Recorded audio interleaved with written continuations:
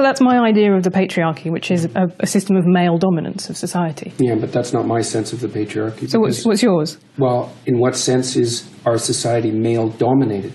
The fact that the vast majority of wealth is owned by men, the vast majority of capital is owned by men. Women do more unpaid labour. A very tiny proportion of men, and a huge proportion of people who are seriously disaffected are men. Most people in prison are men.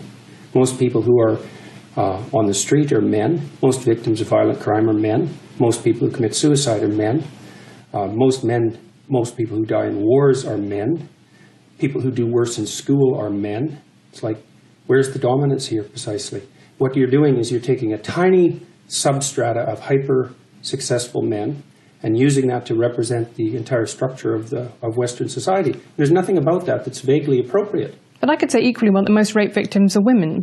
Terrible things happen to people of both sexes. And you could say that with perfect utility, but that doesn't provide any evidence for the existence of a male-dominated patriarchy. Well, it just means that terrible things happen to both genders, which they certainly do. But there are almost no women who rape men, for example. So that is an asymmetry there in sexual violence. Well, yes, there's an asymmetry in all sorts of places, but that doesn't mean that Western culture is a male-dominated patriarchy. The fact that there are asymmetries has nothing to do with your basic argument. No, but you might This is a trope that people just accept. Western society is a male-dominated patriarchy. It's like, no, it's not. That's not true. And even if it has a patriarchal structure to some degree, the fundamental basis of that structure is not power, it's competence.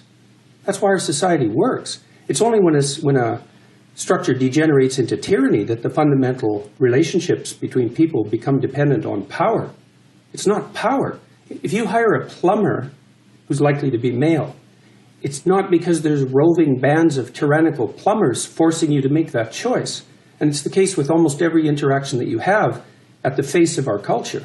You're dealing with people who are offering a service of one form or another, who are usually part of the broad middle class, and what you're looking for is the person who can offer the best service, and you can find it. It's not a consequence of being dominated by anything that's tyrannical. And then again, our culture, our Western culture, which is by no means perfect, and certainly has tyrannical elements, like all cultures do, is the least tyrannical society that's ever been produced, and certainly the least tyrannical society that exists now. This whole patriarchy thing, I think you have no idea how pernicious and dangerous it is. Well, no, I don't. I really don't. Go on.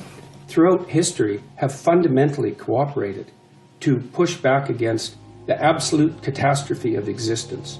A terrible death rate, the probability of chronic starvation, early death, disease, the difficulty of raising children, with all the death that was associated with that.